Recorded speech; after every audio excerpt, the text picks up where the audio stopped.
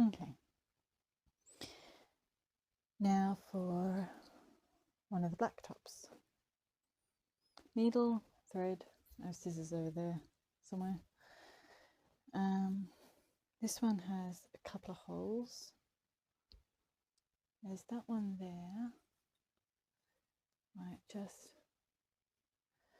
pop a pin in at them.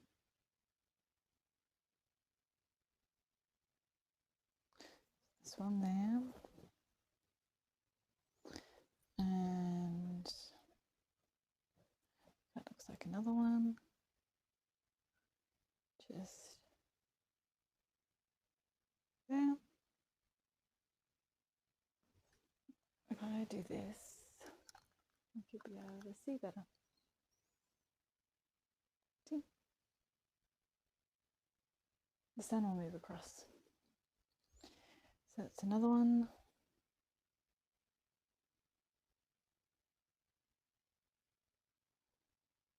And these are only tiny. There's just the little moth holes, which is really annoying because they're really nice, warm tops.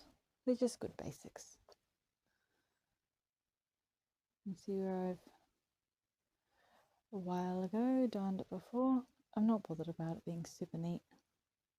It's only an old top, but it is, other than the little pinholes, fine. So I do want to have it back in usable condition. There, we have another two.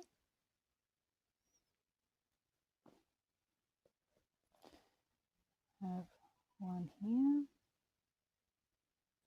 And we have one here.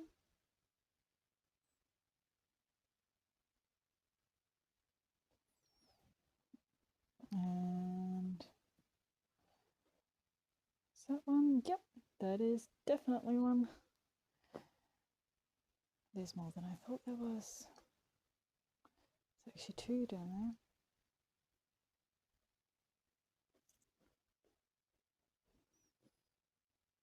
There's another one there.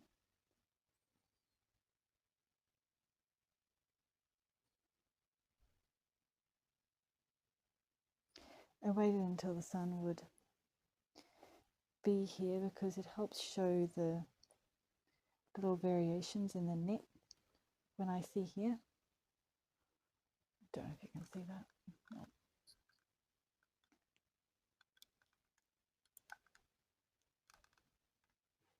There.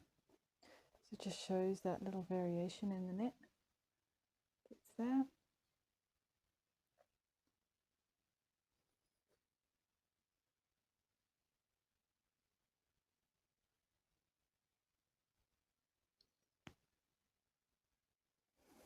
And then check this cuff.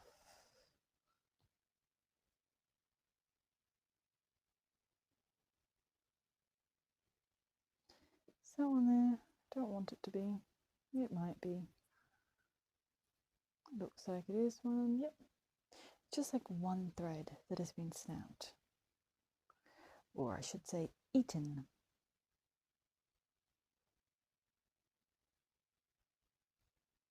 There we go.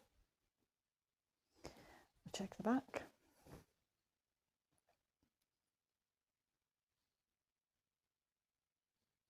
We have another one. I'm starting to run out of pins in this pin cushion. It only has a few. I kind of like darning tops like this.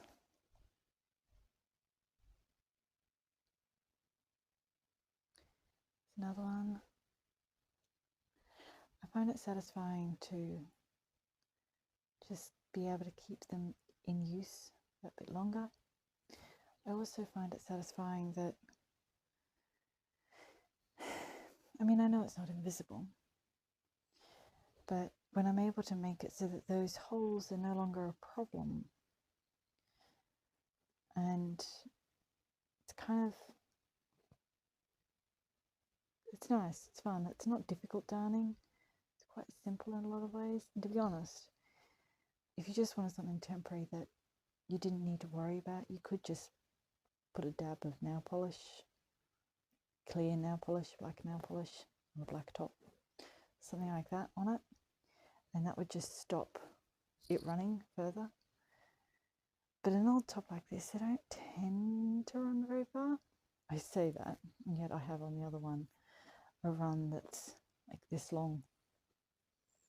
But that one I hadn't done anything with for a very long time. I had been being lazy with it. I think that's all of them. I think I've got them all marked out now. Oh, no, we've got one more here. Right down at the cuff. Okay. Quite a few in the end. I thought it was only one or two. Still, we'll get through them. Let's count them all up. 1, 2. Only on this side? It doesn't seem to be. That's surprising, given how many are on the other arm. No, I've already darned those. That's why.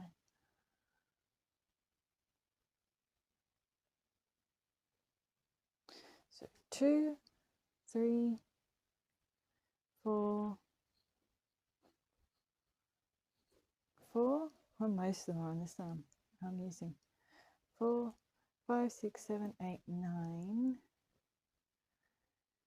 10, 11. I don't know whether that one counted in the other one or not, but we'll say 11. 11 will do.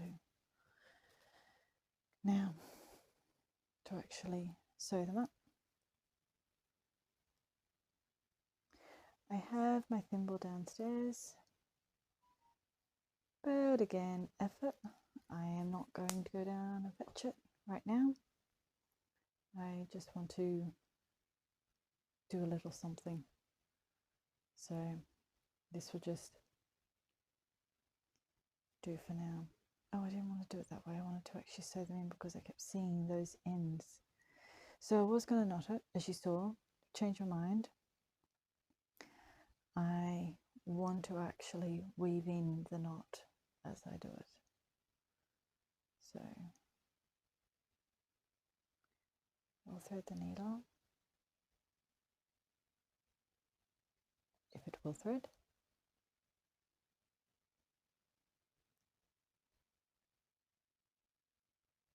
Needle says no, do not thread me. But I want to thread you. Need to thread you. This is a very small eye.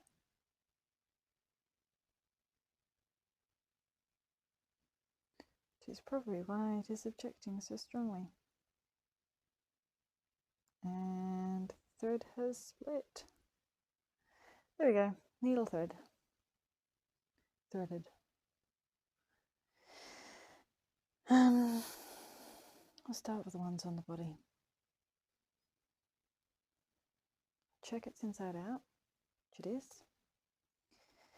And the way I'm going to be doing this is I can see the run goes up here. It goes slightly sideways at the body of it, but that's just because there's been, looks like 2 or 3 threads that have been chewed through on the horizontal, but the run is vertical. So I want to catch, if you can see, in here, those 2 little knits. I'll be catching them with my thread, and on this side as well.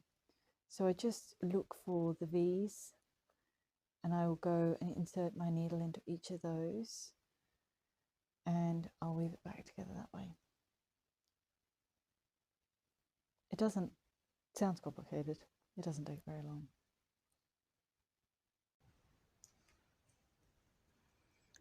Okay, so I'm going to put the knot in down here. This is how I'm going to be doing all of them, unless I can just walk across with the needle. I'll just, yeah, I might need my thimble after all. It would definitely be easier with it.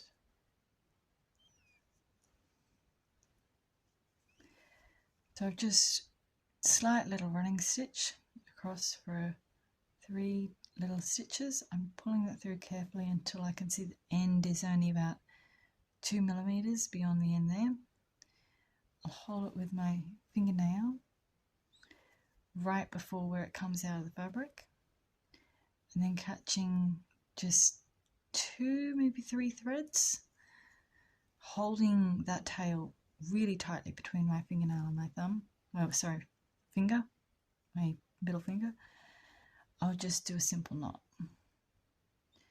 Now I could do it like that, but I prefer to do mine with a double. I find that they're just that bit stronger. There we go. Now I can start, and I will do that. I'll just walk my way up to about here. I'm going to go on the diagonal because that's where I want to end up. I want to end up about there. And in order to keep it as not noticeable as possible, you want to try and keep your needle moving each pair of stitches, so basically each knitted stitch, which are in columns, so that keeps it easy. Now I'm at that point there. I could go across. My inclination at this point is to go this way, but I've got this bit here that's vertical, so I need to go this way. However, I am wanting to make sure that none of this runs, so I'm going to do that. I'll lift it up so I can see better. And each one of these little V's, I want to catch them. So this needle might not be fine enough. Go in there, 1, then out at the next one. Oop, I dropped it. There it is. Out at the next one. Now, I could do this higher. I probably should do this higher. But I'm going to stick to doing it down here to start with, just for the security. So in at that V, out at the next V. This is the most time consuming bit, to be honest. In at the next V,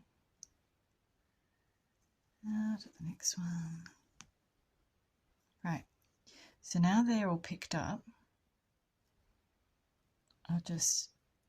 You can see I haven't pulled that tight at all. My stitches entirely disappear. So I go up a couple of rows, and I'm just going to do the same thing, just trying to pick up those threads as much as I can so that they don't turn into a fluffy mess on the back. Now this time I'm not quite as bothered about picking up each V because I know that they're already secured a couple of rows down. Same thing, keeping that loose. You can see particularly the end of it. I'm really mindful of keeping that loose. So now check where I'm at. I'm at that row there, column, whatever, which technically is the edge of the damage. I'm just going to go one further so that those threads are fully secure. Now that that is all those threads can't run, I'm just going to go straight back across over to here, bump, and start to work my way back and forth. I don't want it to be puckered, but I do want that hole to close. So you just allow the fact that it's a knit fabric to just gather it in slightly. Now I want to put my needle up there, but before I do so, I'm just wanting to check, because I'm coming into the top side here where all of these little columns are. I can see there's 1, 2, 3, 4 that I'm going to need to pick up. So I just want to check that first so that I can see what it is that I'm aiming for. And more to the point, I don't know how well you can see this, and this fluff on here, which I'm notorious for ignoring. There we go, get rid of the fluff so you can see better. Fluff. fluff. Problems of cats. Can I get rid of so much? So this is a bit messier because you've got unraveling. But I can see that one is intact, that one, and that one. So I will just dip my needle back in. Yeah, sun. One.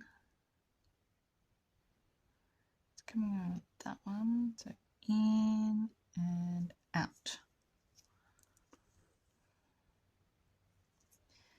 And again, we shall go in at the next column.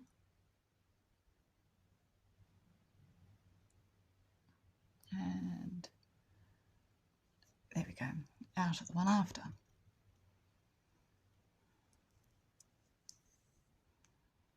There we are. Now I know that it can't unravel this bit or this bit. I just have to pick up these columns here when I get down there where it's unraveled down there. So I'll do one more here to pull that in.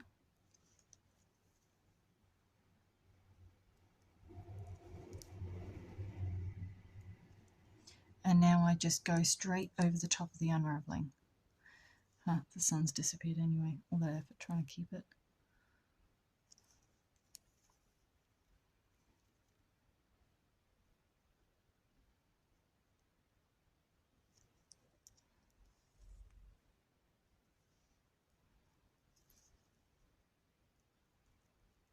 There we go. Now for this bit, for these columns, when I go across, I will just pick them up and I can see where it's unraveled to. I can see, I don't know what it's going to show on the camera, but I can see the loop there. So I'm literally just picking up that loop and then across the columns. There we go. Should be no further unravelling now. Now I will work my way back a little bit, back up the unravelling. I hold my thumb here so that the fabric maintains a more even tension. And then the other side. Again.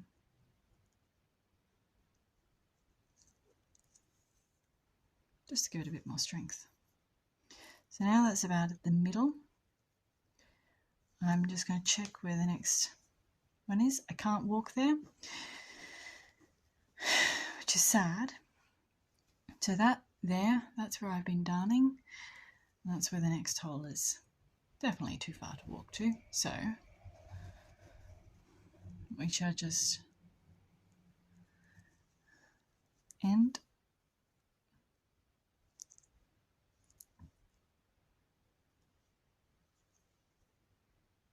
Again with the double, pull it taut, and this is the easier bit. I just weave it straight back through my darning into the knitting and then through a couple of columns in the knitting, like so.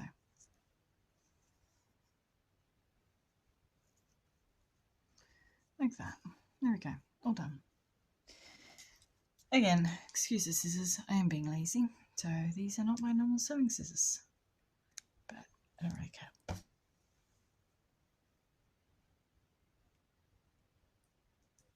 My hair is caught. The problem with buttons. Right.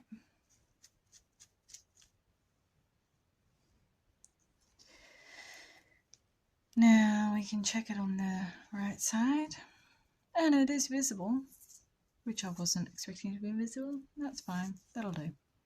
I don't expect this to make them completely disappear, it's just to keep it wearable. And I tend to wear these underneath dresses anyway, so it doesn't matter. It's just to keep me warm. Now for this one.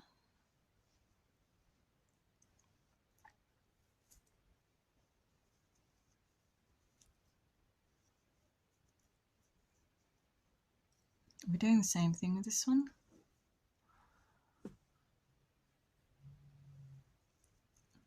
just hold that up. Now you can see there's 1, 2 columns that have been split. That's the one column, that's the other column. So I'm going to be trying to pick up those loops. There's 4 in total for where they are. Just going to do that for the moment. Okay, I think that might be better light. So this one is also good because when I relax the fabric, you can see that it almost disappears entirely. But it is there. See? 100% there. So we'll do the same thing. Weave the needle in.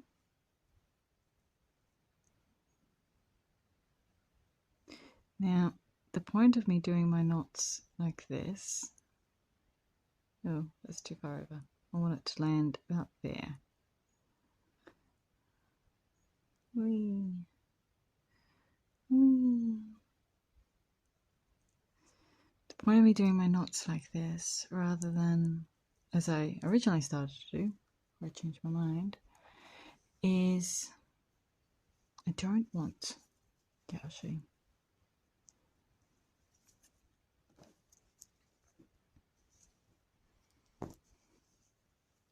See this? A blump. A blump, a blump. Can you see that there?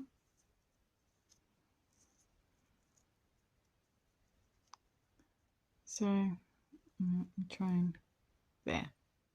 That is what they look like on the inside when I'm lazy and I just go around my finger to do the knot. Which I do, as you can tell, quite often, but it does leave a little messy knobble on the back, which I don't care about half the time, but I feel like just taking that extra couple of minutes here to have it look like this. See how smooth that is? It's lovely. So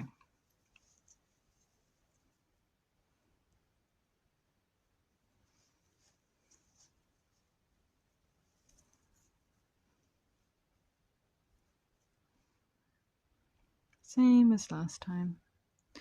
Pull that in. See, can you see where that thread is? Pulling, pulling until there's only 1 millimeter or so left.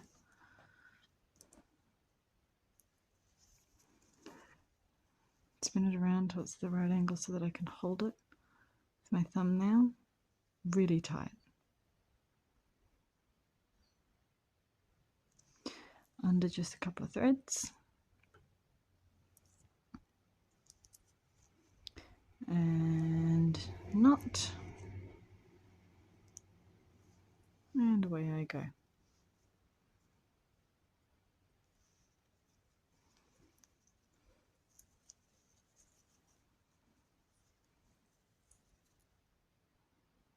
Now, I know that a lot of people talk about using darning eggs for these. I often, as you can see here, like I'm using my finger. That's, to be honest, what I use the most. It's just my own hands. There we go. I've caught those 2 V's at the bottom. There's 2 little loops. And now I can start in.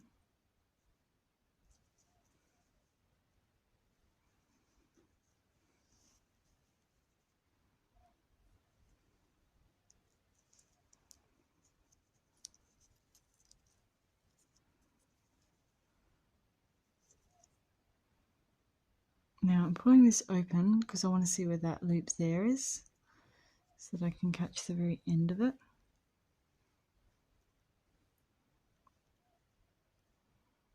There we go, the sun's back. So catch the end of that loop. There we go. Under. But you can't actually hold it at that tension the whole way because you need the knit fabric to just kind of gradually acquire a new way of lying and sitting amongst itself. Do you actually want to see it at a more relaxed state? Or at least that's what I find. And yeah, I know, when you put it on, it'll be sitting under tension and it'll sit differently, but yeah. It is an undertop. It does not need to be perfect.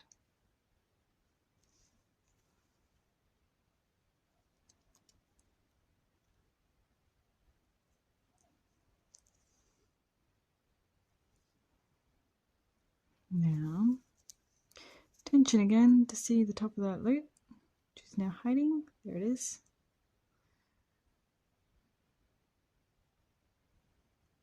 That I have just caught the loop very carefully so I don't drop it. See?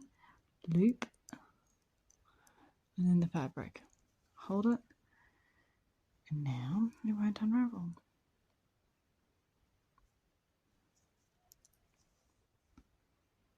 Like so.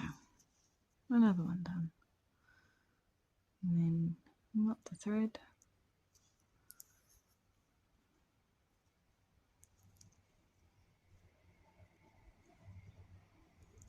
You see, that's part of what I find satisfying about them is for a simple little darn like that, for something that is such a small hole, they're not kind of completely mindless.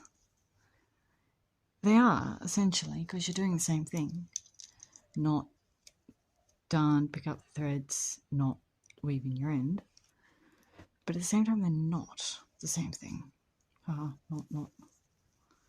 One's even neater on the outside. Because for each one, the threads, where they're lying, how you have to pick up the little loops and all of that, it's slightly different. And that makes for an interesting challenge, I guess. Third one. We'll count them again. So 1, 2. That's where the one loop is. That's where the other loop is. Now I've got some unraveling happening there.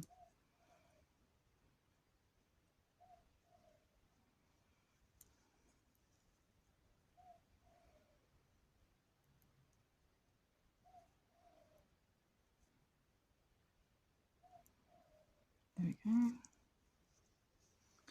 Weave it in.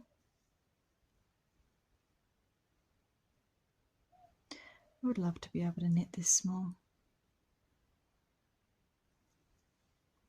I've begun doing knitting on small needles, 0.7. I'm wanting to buy some 0.5 needles. Yeah, I only did one in that one. I'll do a second one next to it.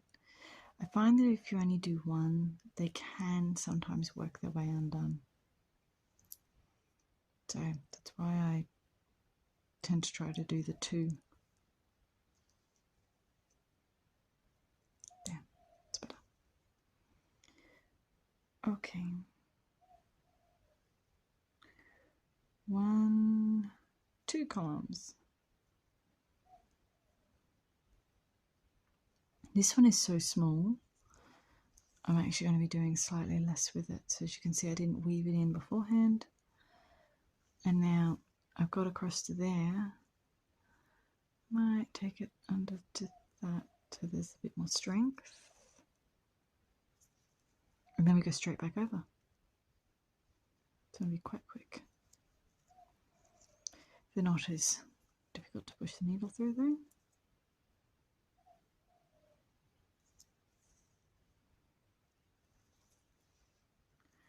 Two, and check where column is. Tis there. Stabby stab.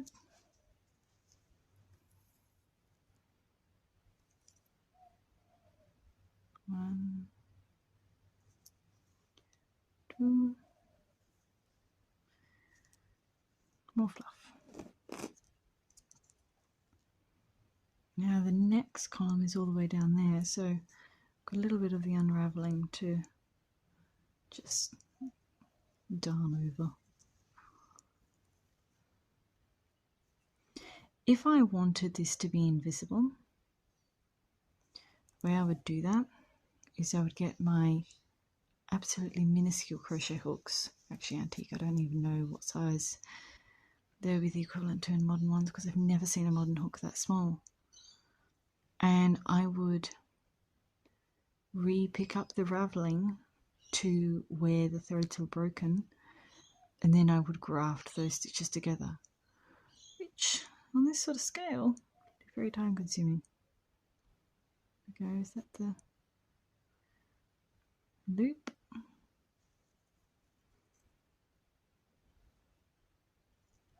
Yep. Loop caught. And just for extra security, I'm just going to go into that column like this as well. There. See? Now, because this is such a small one and the ravelling was in a lot of ways quite neat, I'm not going to actually go back up again. I will just knot it. I'll match the knot at the bottom by doing 2, the second one double.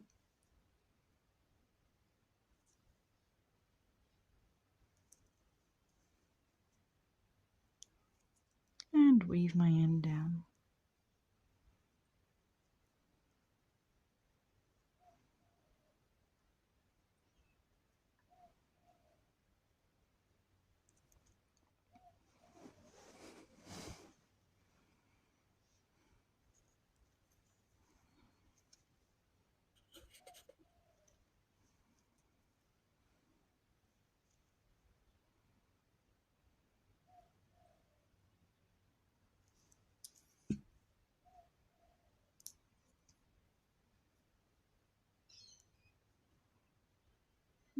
I didn't need to do that. Pull that undone. I got distracted. I did a double knot where I didn't need to. There. And snippy snip.